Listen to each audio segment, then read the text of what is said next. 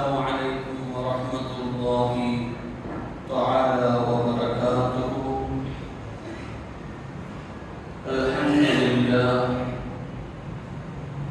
الحمد لله رب العالمين، والصلاة والسلام على سيدنا أشرف المرسلين وعلى آله وصحبه أجمعين.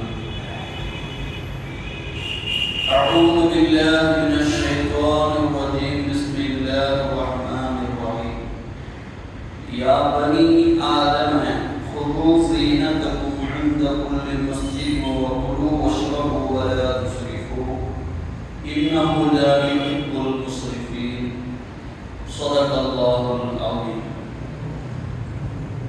قال نبينا صلى الله عليه وسلم: المؤمن القوي خير وأحب إلى الله من المؤمن الضعيف. صدق رسوله النبي الكريم. எல்லாம் புகழும் புகழ்ச்சி நம்மை படைத்தாலும் அல்லாஹ் ஒருவனுக்கு உரித்தாகுக. நமது நாயகம் உயிரினும் மேலான கண்மணி நாயகம் ஸல்லல்லாஹு அலைஹி வஸல்லம் அவர்கள் மீது அன்னார் வழிநடந்த அத்துணை சஹாபாக்கள், சுஹதாக்கள், சாலிஹீன்கள், நல்லோர்கள், வலிமார்கள், குறிப்பாக நாட்களில் சிறந்த நாளான இந்த ஜும்மா நாளன்று அல்லாஹ்வின் இறையிடத்திற்கு விரைவாக வந்திருக்கும் அத்துணை நபர்கள் மீதும், இனி இந்த அல்லாஹ்வின் சன்னிதானத்தை தேடி வருகிற அத்துணை இஸ்லாமின் உள்ளங்கள் மீதும் ஸலாத்தினும் கருணையும் சலாமனும் ஈடற்றமும் உண்டாகட்டுமாக. ஆமீன். இன்னதீன இன்தல்லாஹில் இஸ்லாம். அல்லாஹ்விடத்தில் ஒப்புக்கொள்ளப்பட்ட மார்க்கம் என்றால் அது இஸ்லாம் மட்டும்தான்.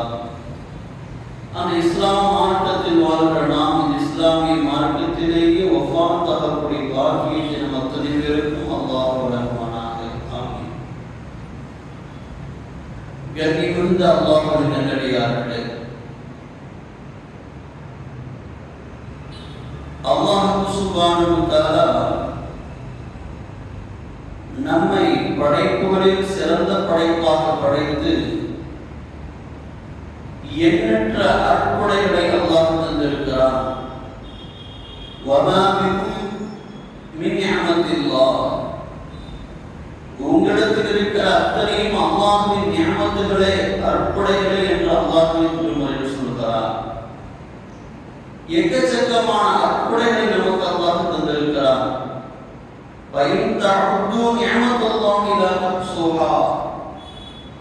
அல்லாஹ்வே கூறுகிறான், நான் கொடுத்த அற்புடைகளை நீங்கள் கணக்கிட்டீர்கள் என்றால் அதை நீங்கள் கணக்கில் கொண்டு வர முடியாது. நீங்கள் கணக்கில் எட்ட முடியாத அளவிற்கு நான் என்ன செய்திருக்கிறேன், உங்களுக்கு அற்புடைகளை மாறி வழங்கியிருக்கிறேன் என்று அல்லாஹ் திருமறையிலே சொல்கிறார். அல்லாஹ் சுப்ஹானஹு வ தஆலா அந்த அளவிற்கு நமக்கு எண்ணற்ற அற்புடைகளை தந்திருக்கிறார். அந்த அற்புடைகளில் மிக அவசியமானதும் மிக முக்கியமானதும் மனிதர்களுக்கு தேவையானது ஆரோக்கியம் என்பதில் மிகப்பெரிய அற்புடை. அந்த அற்புடை மிக முக்கியமானது. மனிதர்கள் இருக்கிற ஒவ்வொரு நபருக்கும் அது தேவையானது. பெருமானார் ஸல்லல்லாஹு அலைஹி வஸல்லம் சொன்னார்கள், நிஅமத்தானி மக்பூன ஃபீஹிமா கஸீருன் மினன் நாஸ் அஸ்ஸிஹத் வல் ஃபராக். ரெண்டு நிஅமத்துகளை நான் தந்திருக்கிறேன் அல்லாஹ் கூறுவதாக சொன்னார்கள் ஸல்லல்லாஹு அலைஹி வஸல்லம். அல்லாஹ் சுப்ஹானஹு வ தஆலா இந்த மனிதர்களுக்கு ரெண்டு நிஅமத்துகளை தந்திருக்கிறார். ஒன்று அஸ்ஸிஹா, ஆரோக்கியம், வல் ஃபராக், ஓய்வு. இந்த ரெண்டு நிஅமத்துகளை அல்லாஹ் தந்திருக்கிறான். அது விஷயத்தில் மனிதர்கள் அசட்டையாக பொறுப்புத்தனமாக இருக்கிறார்கள் என்றார்கள் ஸல்லல்லாஹு அலைஹி வஸல்லம். இப்போ மனிதனுக்கு கொடுக்கப்பட்ட நிஅமத்துகளில் மிக மிக முக்கியமான நிஅமத் என்றால் உடல் ஆரோக்கியம். அந்த ஆரோக்கியம் குறித்து நபிகள் ஸல்லல்லாஹு அலைஹி வஸல்லம் அவர்கள் இந்த இஸ்லாமும் எதையெல்லாம் போதித்திருக்கிறது என்பதை நாம் பார்க்க இருக்கிறோம். அரபியில் சொல்வார்கள், வஹப் இப்னு நக்பர் என்கிற ஒரு தாபியைச் சேர்ந்தவர், சஹாபாக்களை பார்த்தவர். அவர்கள் சொல்கிறார்கள், அல்லாஹ்வின் அற்புடையில் முக்கியமானது ஒன்று அல் இஸ்லாம். நாம் இஸ்லாமாக இருப்பதே மிகப்பெரிய அற்புடை. இஸ்லாம் என்கிற மார்க்கத்தில் இருப்பது மிகப்பெரிய அற்புடை. இதற்கு அப்புறமாக இரண்டாவது நிஅமத்துல் ஆஃபியா, உடல் ஆரோக்கியம் என்பது மிகப்பெரிய அற்புடை. இந்த உடல் ஆரோக்கியம் என்கிற அற்புடை இல்லை என்றால் நாம் வாழ்கிற வாழ்விற்கு எந்த ஒரு பயனும் இல்லை என்றார்கள் வஹப் இப்னு நக்பர் ரலியல்லாஹு. யோசித்து பாருங்கள், ஆரோக்கியம் இல்லாத வாழ்வு அது வாழ்ந்தால் என்ன, வாழாட்டால் என்ன? ஆரோக்கியம் இல்லாத ஒருவர் அவர் வாழ்க்கையில் எந்த சுகபோகங்களை அடைந்து விட முடியும்? எந்த சுகபோகத்தையும் அவர் அடைய முடியாது. அப்ப வாழ்கிற காலத்தில் நாம் ஆரோக்கியம் என்பது மிக உன்னதமான அற்புடை. மூன்றாவது பொருளாதாரம் இருந்தால்தான் வாழ்க்கை வாழ்வதற்கு நாம் தகுதியானவர்களாக, வாழ்க்கை இனிமையாக வாழக்கூடிய மக்களாக நாம் மாற்றுவோம். இந்த மூன்றும் நியமத் என்றார்கள் அபூபக்கர் ரலியல்லாஹு சொன்னார்கள், ஒரு நாள் ரசூல் ஸல்லல்லாஹு அலைஹி வஸல்லம் அவர்கள் மிம்பரில் ஏறி நின்று எங்களுக்கு என்ன செய்தார்கள்? உபதேசம் செய்தார்கள். அப்படி உபதேசம் செய்கிற பொழுது சொன்னார்கள், மக்களே, சல்லல்லாஹு அல்லாஹ்விடத்தில் நீங்கள் கேளுங்கள், உடல் ஆரோக்கியத்தை அல்லாஹ்விடம் கேளுங்கள். அல் அஃபு வல் ஆஃபியா, மன்னிப்பையும் உடல் ஆரோக்கியத்தையும் அல்லாஹ்விடம் கேளுங்கள் என்றார்கள் ஸல்லல்லாஹு அலைஹி வஸல்லம். சொல்லிவிட்டு பெருமானார் சொன்னதுதான், فإن أحدا لم يعط بعد اليقين خيرا من العافية. ஒருவர் ஈமான் கொண்டதற்கு அப்புறமாக இஸ்லாம் என்ற மார்க்கத்தில் நுழைந்ததற்கு பிறகு அவருக்கு கொடுக்கப்பட்டிருக்கிற நியமத்திலே மிக சிறந்தது உடல் ஆரோக்கியம். அதனால் அல்லாஹ் உடல் ஆரோக்கியத்தை அதிகமாக கேளுங்கள் என்றார்கள் ஸல்லல்லாஹு அலைஹி வஸல்லம். பெருமானார் ஸல்லல்லாஹு அலைஹி வஸல்லம் உடல் ஆரோக்கியத்தை எங்கு போய் நிறுத்துகிறார்கள் என்றால், இஸ்லாம் ஈமானுக்கு அப்புறமாக எதை கொண்டு வந்து நிறுத்துகிறார்கள்? உடல் ஆரோக்கியம். ஒருவர் ஈஸியாக என்ன செய்ய முடியும்? இஸ்லாத்தை நுழைந்து விட முடியும். அவர் கலிமா சொல்லி ஓது செய்த பிறகு குளித்த பிறகு லா இலாஹ இல்லல்லாஹ் முஹம்மது ரசூலுல்லாஹ் என்று சொல்லிவிட்டார் என்றால் அவர் முஸ்லிம். எதையெல்லாம் ஈமான் கொள்ள வேண்டுமோ அதையெல்லாம் ஈமான் கொண்டு விட்டால் அவர் முஃமின். அல்லாஹ்வை ஈமான் கொள்வது, மலக்குமார்களை ஈமான் கொள்வது, ரசூல்மார்களை ஈமான் கொண்டு விட்டார் என்றால் இப்படி சொல்லப்பட்டிருக்கிற ஈமானை எதையெல்லாம் ஈமான் கொள்ள வேண்டுமோ அதையெல்லாம் ஈமான் கொண்டால் அவர் முஃமின். இது இஸ்லாம். அதற்கு அடுத்தபடியாக இஸ்லாம் போதிக்கிற தொழுகை, இஸ்லாம் போதிக்கிற நோன்பு, இஸ்லாம் போதிக்கிற ஹஜ், இது போன்ற அமல்களை செய்வதற்கு, இபாதத்துகளை செய்வதற்கு எது தேவை? உடல் ஆரோக்கியம் தேவை. உடல் ஆரோக்கியம் இல்லாத ஒருவர் எப்படி தொழ முடியும்? அதனால்தான் எல்லா பள்ளிவாசலிலும் என்ன செய்யப்படுகிறது? நாற்காலிகள் போடப்படுகிறது. நாற்காலி எதற்காக? தொழ முடியாதவர், நின்று தொழ முடியாதவர், சுஜூ செய்ய முடியாதவர், ருக்கு செய்ய முடியாதவர், இவருக்காக செய்யப்படுகிறது நாற்காலி போடப்படுகிறது. அதிலிருந்துதான் பெருமானார் சொல்கிறார்கள், உடல் ஆரோக்கியம் இல்லாமல் ஒருவரால் அமல்களை பரிபூர்ணப்படுத்த முடியாது. அதனால் ஈமான் கொண்டதற்கு அப்புறமாக ஒரு மனிதனுக்கு கிடைக்கிற அற்புடையில் வேறு சிறந்தது என்றால் உடல் ஆரோக்கியம் என்கிறார்கள் ஸல்லல்லாஹு அலைஹி வஸல்லம். ஒரு மனிதர் ரசூலுல்லாஹ் வந்தார். வந்தவர் கேட்டார், ஐது துஆஇ அஃதல், துஆக்களில் எந்த துஆவை கேட்பது மிக சிறந்தது அல்லாஹ்விடத்தில்? எதை நான் கேட்பதற்கு பல இருக்கிறது, அதில் எது சிறந்தது நான் கேட்பதற்கு என்று கேட்டார். நாயகம் ஸல்லல்லாஹு அலைஹி வஸல்லம் சொன்னார்கள், சல் ரப்பல் ஆஃபியா வல் முஆஃபாத்து ஃபித் துன்யா வல் ஆகிரா. இவ்வுலகிலும் மறுவுலகிலும் உடல் ஆரோக்கியத்தை அல்லாஹ்விடம் கேட்கிறார்கள் ஸல்லல்லாஹு அலைஹி வஸல்லம். அவர் சென்று விட்டார். இரண்டாவது நாள் மீண்டும் வந்தார். வந்தவர் மறுபடியும் ரசூலுல்லாஹ்விடம் கேட்டார், எந்த துஆ மிகச் சிறந்தது? எந்த துஆ துஆவை நான் அதிகம் கேட்க வேண்டும் என்று கேட்டார். நாயகம் சொன்னார்கள், இரண்டாவது நாளும் சொன்னார்கள், சல் ரப்புக்கல் ஆஃபியத் வல் முஆஃபாத் ஃபித் துன்யா வல் ஆகிரா. அல்லாஹ்விடம் இவ்வுலகத்திலும் மறுவுலகத்திலும் உள்ள ஆரோக்கியத்தை நீ கேள், உடல் ஆரோக்கியத்தை கேள் என்றார்கள் ஸல்லல்லாஹு அலைஹி வஸல்லம். அவர் சென்று விட்டார். மூன்றாவது நாள் வந்தார். ஐது துஆஇ அஃதல், யா ரசூலுல்லாஹ், துஆக்களிலே மிகச் சிறந்தது எது? எந்த துஆவை நான் அதிகம் கேட்க வேண்டும்? ரசூல் ஸல்லல்லாஹு அலைஹி வஸல்லம் சொன்னார்கள், நன்றாக புரிந்து கொள்ளும்படியா, மீண்டும் மீண்டும் கேட்டு என்ன செய்யாதே, சலிப்புடை செய்யாதே, நன்றாக கேள். பெருமானார் ஆணித்தரமாக அழகான ஒரு கருத்தை சொன்னார்கள் ஸல்லல்லாஹு அலைஹி வஸல்லம். ஃபைதா உடீத்தல் ஆஃபியத் வல் முஆஃபாத் ஃபித் துன்யா வல் ஆகிரா ஃபக்த் அஃப்லஹத. ரசூல் ஸல்லல்லாஹு அலைஹி வஸல்லம் அழகாக சொன்னார்கள், எப்போ வந்து கேட்டாலும் உடல் ஆரோக்கியத்தை கேள் என்று சொல்லி அனுப்புகிறீர்களே, அந்த உடல் ஆரோக்கியத்தில் என்னதான் இருக்கிறது, அதெல்லாம் பெரிய விஷயமா அப்படிங்கிற தோரணையில் எண்ணத்தில் தான் வந்து கேட்டார். அதனால் ஸல்லல்லாஹு அலைஹி வஸல்லம் பதில் சொன்னார்கள், உடல் ஆரோக்கியத்தை நீ சாதாரணமாக கருதாதே. ஒரு மனிதனுக்கு உடல் ஆரோக்கியம் கொடுக்கப்பட்டு விட்டார். ஒரு மனிதனுக்கு இவ்வுலகத்திலும் மறுவுலகத்திலும் உடல் ஆரோக்கியத்தை அல்லாஹ் தந்து விட்டான் என்றால் ஃபக்கத் அஃப்லஹத், அவன்தான் வெற்றி பெற்ற மனிதன் என்றார்கள் ஸல்லல்லாஹு அலைஹி வஸல்லம். ஒரு மனிதனுக்கு உடல் ஆரோக்கியம் இல்லாத வாழ்வு என்ன வெற்றியாக முடியும்? வெற்றியாகலாம்.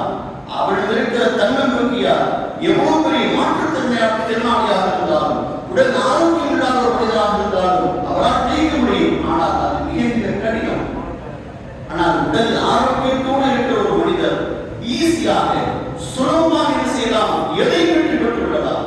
அதைத்தான் பெருமானார் ஸல்லல்லாஹு அலைஹி வஸல்லம் சொல்கிறார்கள், ஒரு மனிதனுக்கு ஈமானுக்கு அப்புறமாக எது மிகச் சிறந்த அற்புடை என்றால் உடல் ஆரோக்கியம். அந்த உடல் ஆரோக்கியத்தால் எதையும் அவன் ஜெயித்துவிடலாம் என்பதாக பெருமானார் ஸல்லல்லாஹு அலைஹி வஸல்லம் நமக்கு போதிக்கிறார்கள். ஒரு நாள் ஸல்லல்லாஹு அலைஹி வஸல்லம் சொன்னார்கள்,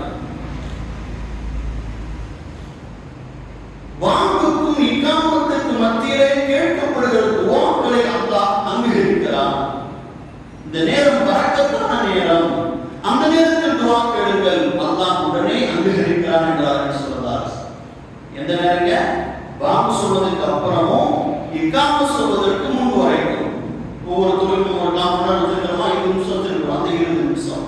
இப்போ வாங்குக்கும் இகாமத்துக்கு மத்தியிலே கேட்கிற துஆக்கள் அல்லாஹ்விடத்தில் அங்கீகரிக்கப்படுகிறது என்றார்கள் ஸல்லல்லாஹு அலைஹி வஸல்லம். உடனே சஹாபிகள் எல்லாரும் கேட்டார்கள், மாதா நக்குல் யா ரசூலல்லாஹ், அந்த நேரத்தில் நாங்கள் என்ன துஆ கேட்கிறோம், எதை கேட்கிறது நல்லது அப்படின்னு கேட்டார். உடனே ரசூல் ஸல்லல்லாஹு அலைஹி வஸல்லம் சொன்னார்கள், ஸல்லல்லாஹு ஆஃபியத ஃபித் துன்யா வல் ஆகிரா.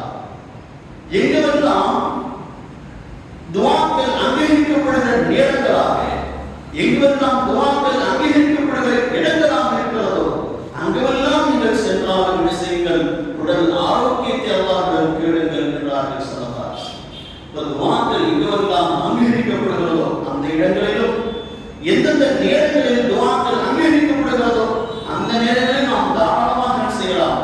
உடல் ஆரோக்கியத்தை அல்லாஹ்விடம் கேட்கலாம். உடல் ஆரோக்கியத்தை நாம் சாதாரணமாக கருதிவிடக்கூடாது. இதை துஆ கேட்க வேண்டுமா? துஆ கேட்டால் அல்லாஹ்விடத்தில் நாம் எந்த அந்தஸ்தை பெறுகிறோம் தெரியுமா? ஒரு நாள் ஸல்லல்லாஹு அலைஹி வஸல்லம் ஜிப்ரீல் அலைஹிஸ்ஸலாம் அவர்கள் ரசூலுல்லாஹ்விடம் பேசுகிறார்கள். ஒரு பாதை என்று பேசிக் கொண்டிருக்கிறார்கள் இரண்டு பேரும். ஜிப்ரீல் அலைஹிஸ்ஸலாம் பேசுகிறார்.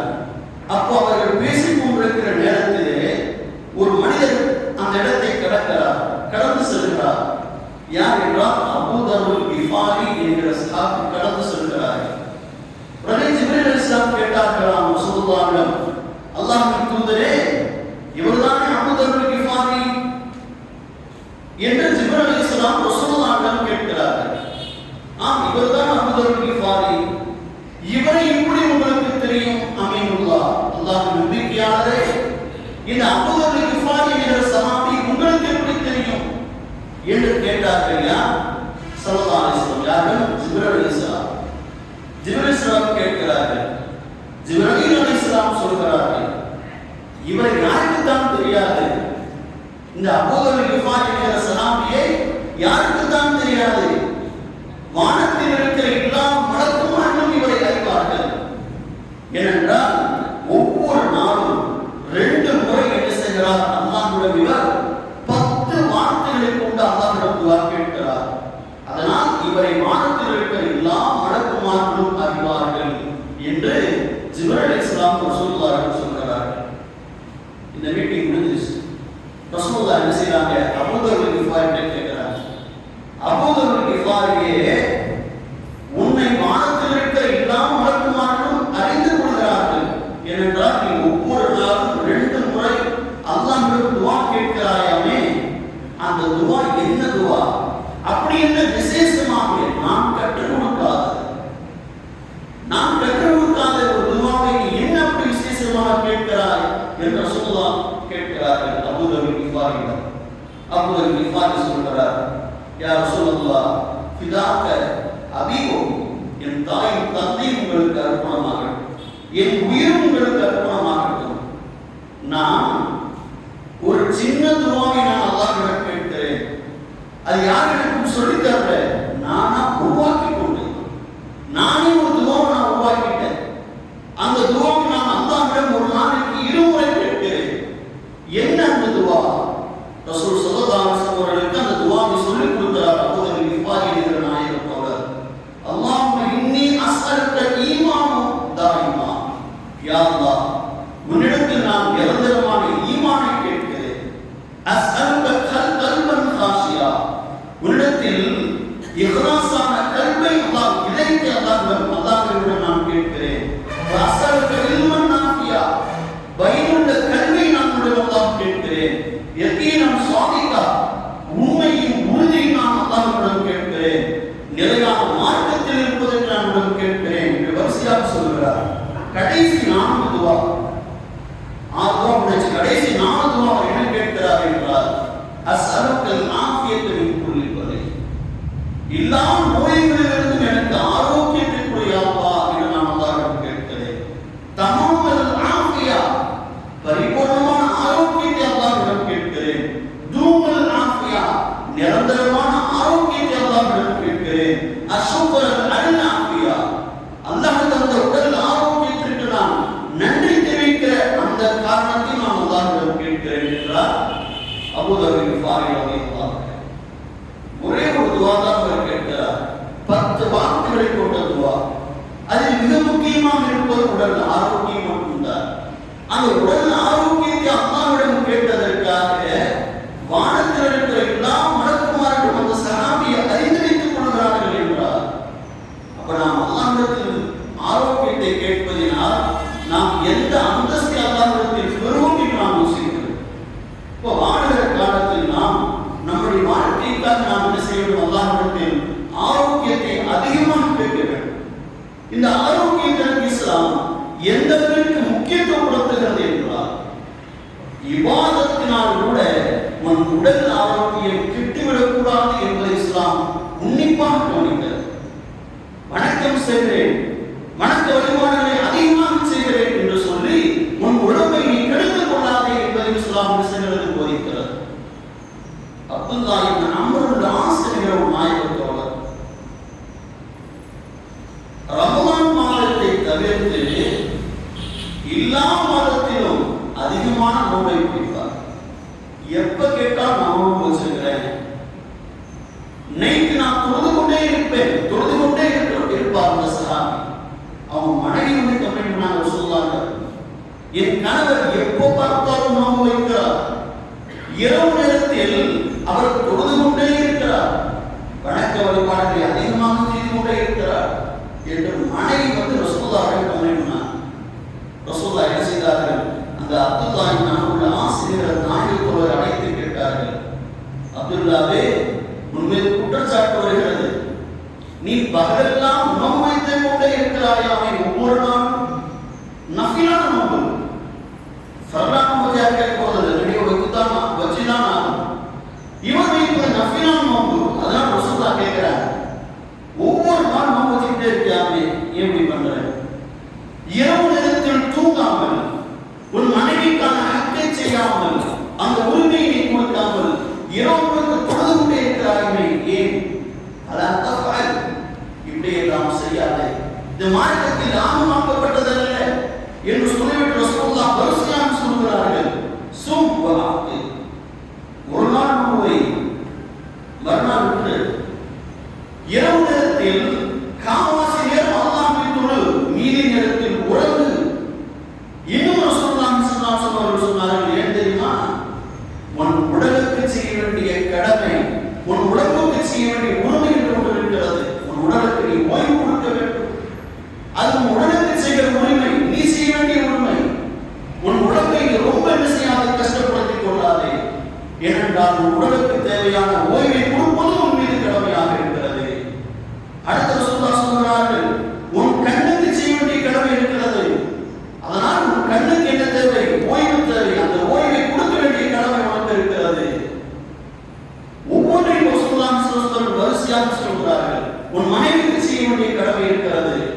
தினமும் நீ இரவு நேரத்தில் தொழுது கொண்டே இருந்தாய் என்றால் உன் மனைவிக்கு தேவையான உரிமை யார் கொடுப்பது? அதனால் ஒவ்வொன்றிற்கும் ஒரு உரிமை இருக்கிறது. அதனால் அதிகமாக இபாதத் செய்து உன் உடல் ஆரோக்கியத்தை கெடுத்துக் கொள்ளாதே. விட்டு விட்டு நோம்புவை, இரவு முழுக்க தொழுவாதே, கொஞ்ச நேரம் தொழு. பெருமானார் ஸல்லல்லாஹு அலைஹி வஸல்லம் இஸ்லாமிய இபாதத்தை, அல்லாஹ்வை வணக்க வழிபடுவதில் கூட உடல் ஆரோக்கியம் கெட்டுவிடக் கூடாது என்பதை பெருமானார் ஸல்லல்லாஹு அலைஹி வஸல்லம் நமக்கு உன்னிப்பாக மிக மிக ஆழமாக நமக்கு போதித்திருக்கிறார். இப்போ வணக்க வழிபாடுல கூட நான் அப்படி தூங்குறேன், இப்படி தூங்குறேன், 100 ரக்காத் தூங்குறேன், ஒரே நாள் நான் குர்ஆன் முடிக்கிறேன்.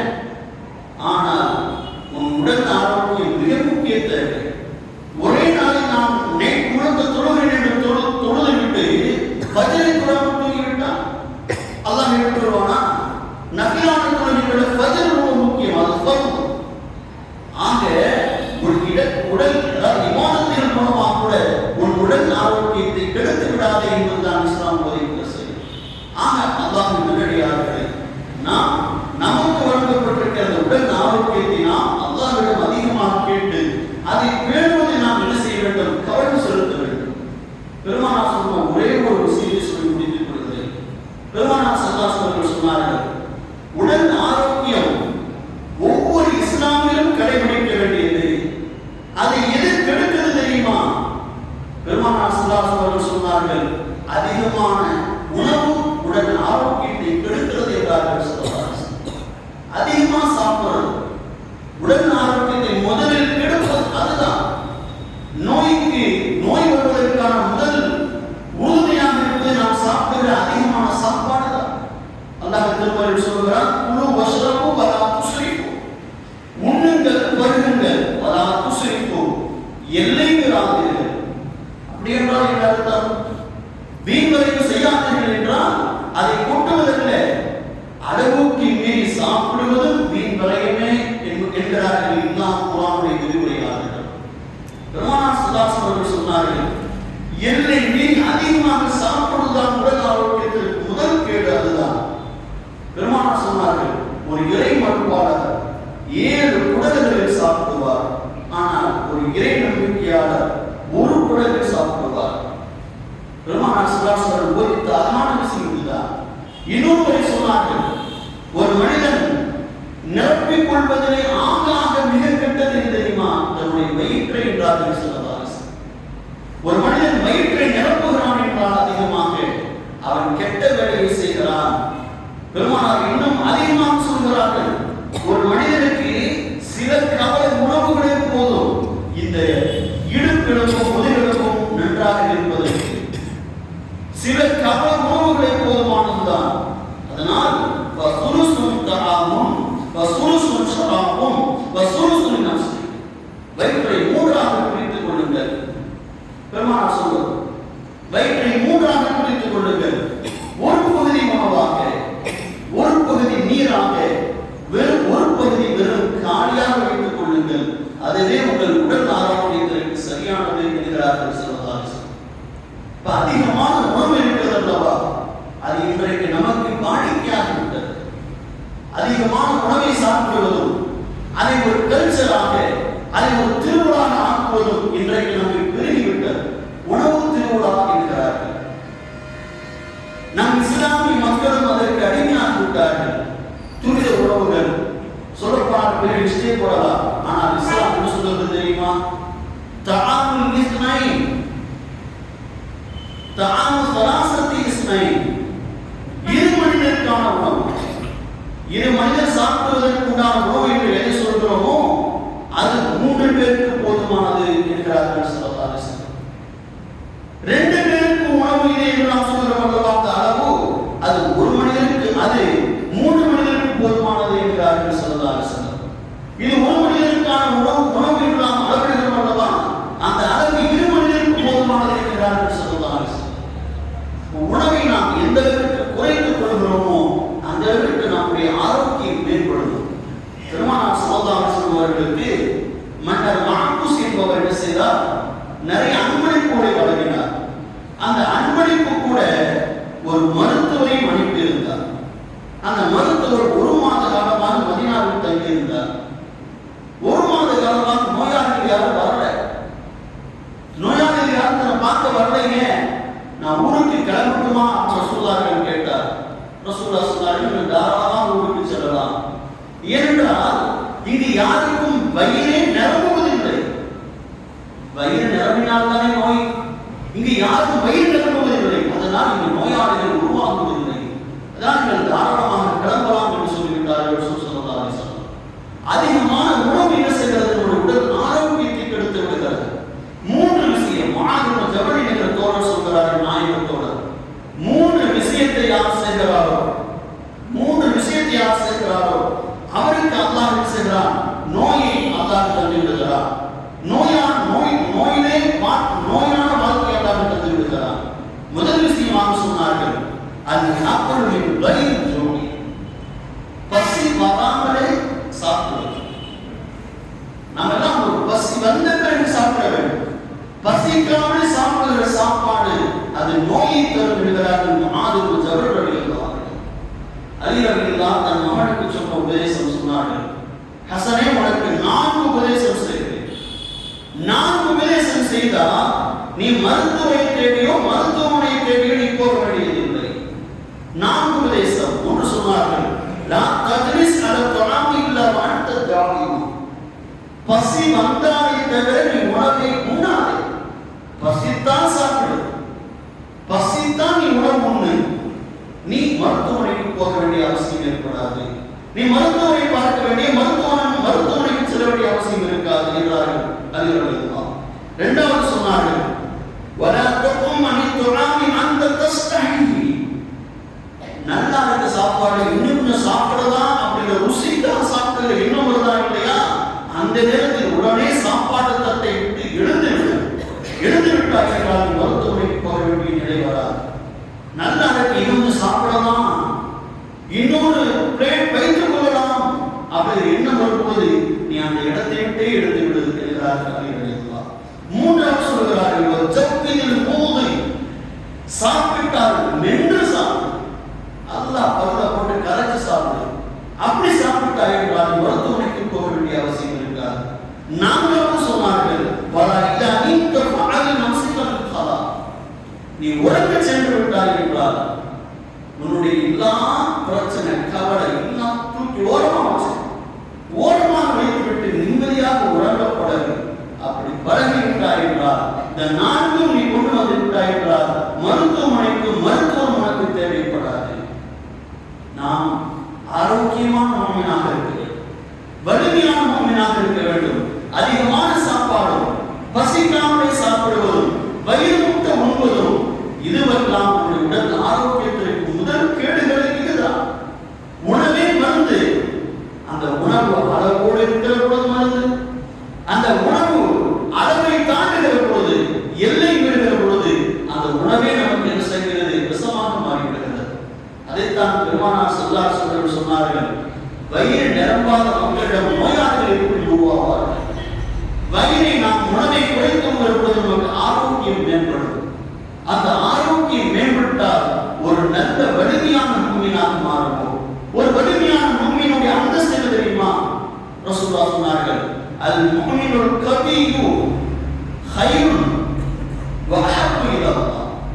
ஒரு வலிமையான முஃமின் இருக்கிறார், ஆரோக்கியமான முஃமின், அவர் மிக மிக சிறந்தவர், அல்லாஹ்விடத்தில் மிகப்பெரியமானவர். யாரை தெரியுமா? பலவீனமான ஆரோக்கியம் இல்லாத முஃமினை விட ஆரோக்கியமான முஃமின் அல்லாஹ்விடத்தில் மிக பிரியமானவரும் சிறந்தவருமாக இருக்கிறார் என்றார்கள் ஸல்லல்லாஹு அலைஹி வஸல்லம். நாம் எல்லாம் பலமான வலிமையான ஆரோக்கியமுள்ள முஃமினாக இருக்க வேண்டும். அதற்கு நாம் முதல் காரணி இதுதான். நோய்க்கான உடல் ஆரோக்கியம் கெடுவதற்கு முதல் காரணி உணவை நாம் அதிகமாக சாப்பிடுவதுதான். உணவை குறைத்துக் கொள்வோம். உணவை குறைத்துக் கொண்டால் ஆரோக்கியம் உயரும். ஆரோக்கியம் உயர்ந்தால் ஆரோக்கியத்தனமான வாழ்க்கை இருக்கிறது. உலக வாழ்க்கைக்கும் மறுவுலக வாழ்க்கைக்கும் அதுதான் சரியாக இருக்கும். அதனால் வாழ்கிற காலத்தில் ஆரோக்கியமாக வாழ பழகுவோம். உணவை ஆரோக்கியமாக எடுத்துக் கொள்வோம். அந்த உணவை நமக்கு விஷமாகாமல் உணவே மருந்து என்பதை நாம் கவனம் செலுத்தி நாம் அல்லாஹ்விடம் அதிகமாக ஆரோக்கியத்தை கேட்டு ஆரோக்கியமான வாழ்க்கை வாழ்வதற்கு அல்லாஹ் உங்களுக்கும் எனக்கும் ரஹ்மத் புரிவானாக. ஆமீன் ஆமீன் யா ரப்பல் ஆலமீன்.